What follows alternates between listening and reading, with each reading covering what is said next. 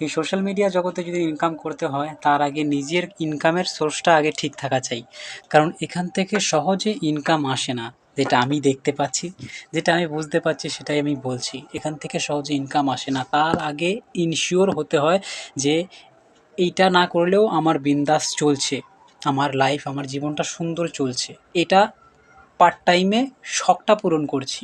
এটাকে শখ ধরতে হবে এবং শখ তখনই মানুষের ঠিক হয় এবং কাজ করে যখন তার নিজের পার্সোনাল লাইফটা ঠিকঠাক চলে। আর ঠিকঠাক চলার জন্য 2026-এ সবথেকে বড় হচ্ছে পয়সা। তাই পয়সা যেখান থেকে আসছে সেই ইনকামের সোর্সটা আগে ঠিক, একদম পারফেক্টলি ঠিক রাখো, তারপরে এইখানে ঢোকো।